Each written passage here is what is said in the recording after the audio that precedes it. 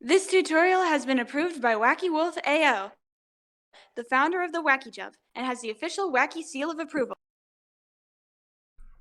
Alrighty guys, hello there, Tic Tac here with a new, updated, glorious Cenobia tutorial. Since my older Cenobia tutorials are a bit long, slightly outdated, and there has been, like, new discoveries, new strategies, I decided to update this one, make it a little shorter. So without further ado, let's get right into it. This video is from my newest Cenobia PB. Not too far off of world record, so I guess that'll do. Let's get right into it. Okay. First of all, if you're new to this game, you'll see a little movement that might seem strange to you. Just ask in the Discord about it. There's many different movement options that make Wander go just slightly faster. Not important in this context. You can just run there regularly as well. Coming up is like a new little strategy. Well, it's not new. Marcelo has been doing it for years, but I recently incorporated it into my runs.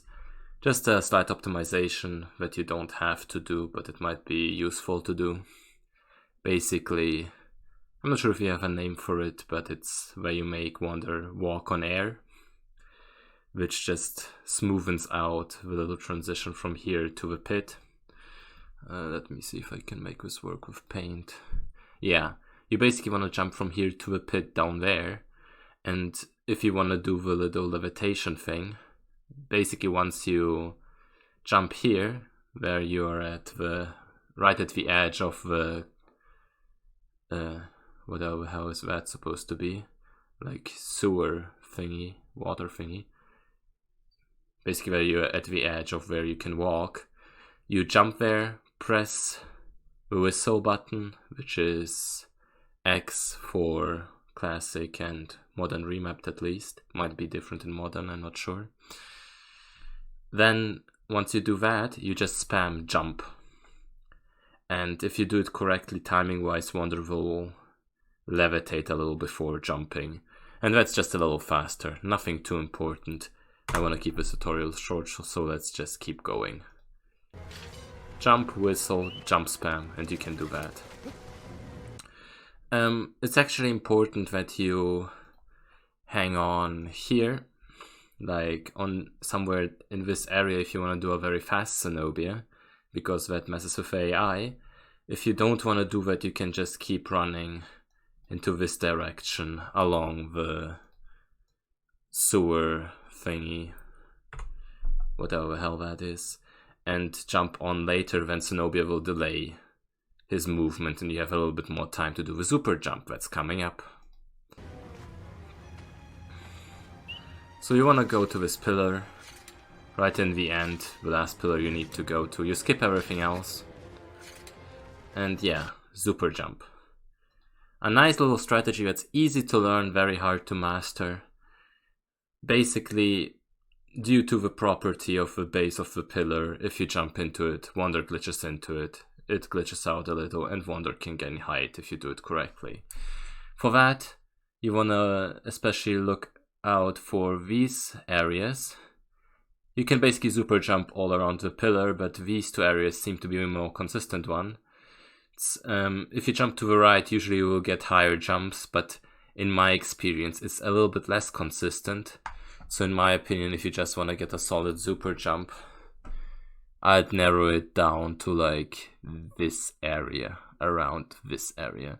It can sometimes work in the middle as well, but I feel like maybe around here. You want to jump to, and then what you do is you do a little jump into it.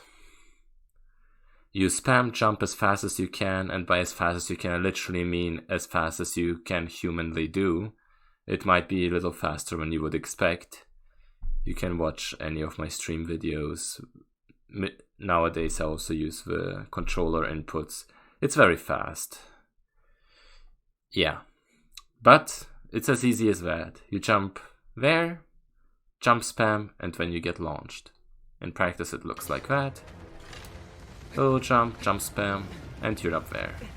So it's important to note that the time you get depends not on how high your super jump is or even how fast you're at the pillar, but it depends on Cenobia's AI, meaning you want to watch out for the number up here.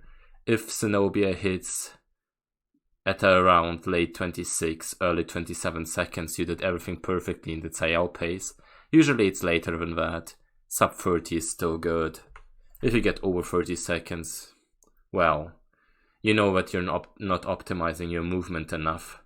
Sometimes it feels random if Cenobia goes quickly or not, but just keep that in mind. That's the important part for the timing. As you can see here, it was like a late 26. One thing that's also important is to actually dodge the shake from the pillar when Cenobia hits it. For that, right before you anticipate Cenobia arriving at the pillar, you want to just spam jump instead of doing those half charge jumps. Like if you look here, okay, my paint doesn't go as far down. Doesn't matter. Oh, does it? Maybe I can make it work. There you go. So if you charge your jump towards this half line or whatever, that's when you actually get the most out of your jump, so you never want to charge it more than that. But you can also just tap the jump to get up one by one, and that's what you want to do just before Cenobia hits. Other than that, just do half charges. Alrighty. So you get up the pillar, and now next strategy that so far only has like a scuffed stream tutorial with Wacky. I can see if I can incorporate Wacky somehow into this tutorial, but I wanted to keep this short. So once you get up, you want to hit Cenobia with the arrow as fast as possible.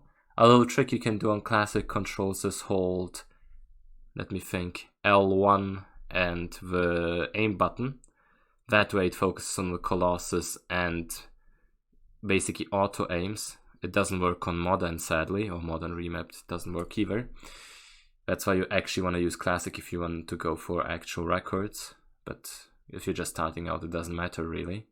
So you basically hit Cenobia as fast as possible, like I did here, and then you want to go up to the edge. Can be a little tricky at first, practice it a little, basically walk forward 2 little steps and aim downwards, so the arrow actually hits the spot and not the edge of the tower.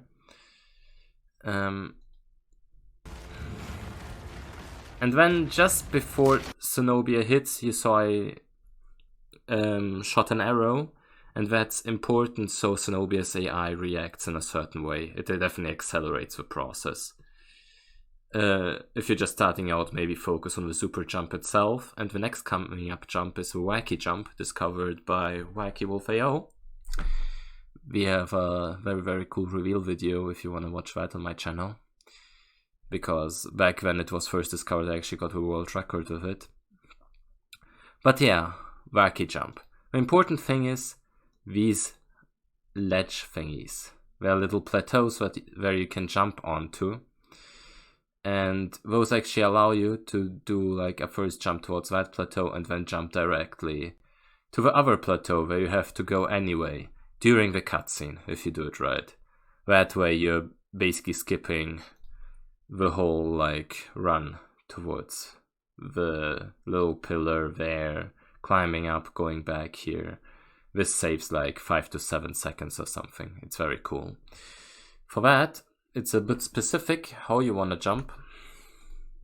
You basically wait for the pillar. Yeah, you obviously turn towards there.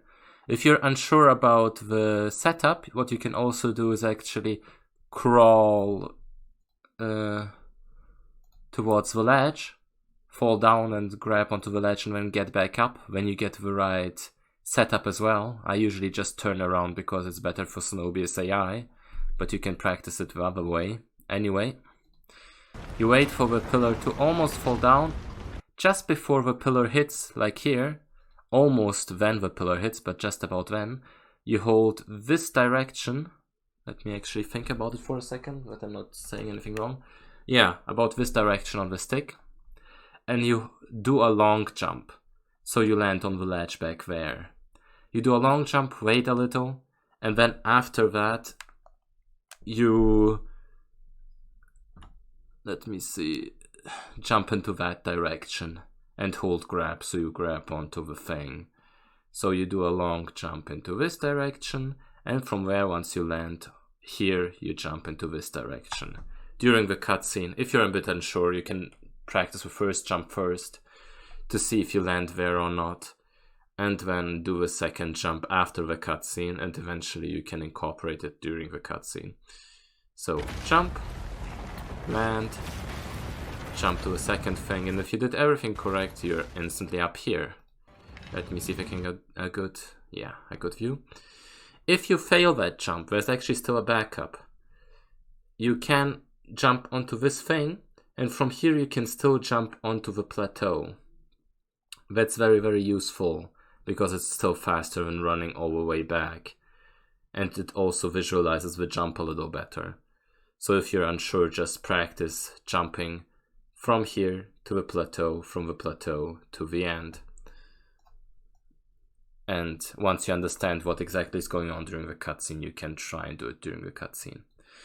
Anyway, the timing of the arrow shot is a little tricky because you want to obviously hit Cenobia as fast as possible, but sometimes if Cenobia isn't far enough in the arena, he just gets stuck here, the AI does all weird things, he goes there, yeah, basically gets confused and it takes a while. He'll still go and eventually hit the plateau in the way you want to, but what I've noticed is if you wait just a little tad, you can't really do it if you go for world record, I realized, but if you wait a little tad for him to come in, and then hit him, then usually the animation he does is faster. Don't pay too much attention to it if you don't care and if it's for boss rush, just hit him and it'll be fine, but just a little detail it might be useful. When you run back here, and the important thing that I do, so you don't jump here too early, is to wait for Cenobia to do the turn animation. You can hear that actually, if you listen to it. And then you wanna kind of stumble against the ledge here, against the edge of the plateau, wait a little and then jump. That way you can be sure that you actually have the right timing on that. Stumble, and then I jump, delay it a bit, and then you get into the cutscene. I think Udavara got a high 44 cutscene. I got a 45 something here. Honestly, for a boss rush, everything below a minute is pretty good. But that's how you can test like how fast you're going or not. Now I'm a little weird here. I do a blind jump. You can wherever Wander looks depends on how he lands after the cutscene. If you're not comfortable with the blind jump, you can just jump here and before the cutscene turn Wander into this direction. Then he'll look towards Cenobia. I do it blindly, it's just a preference thing. You jump onto here. I realize that the jump step instantly on his back is actually faster, but it can cost you a run if you're not careful. Here I actually thought the fast charge is faster, but it's probably not. So you can jump stab the thing, you don't have to jump stab it. Important thing is the plant. If you know in general how plants work, honestly, yeah, you have a large area for plants. Sometimes I even get it here, but there it's tricky.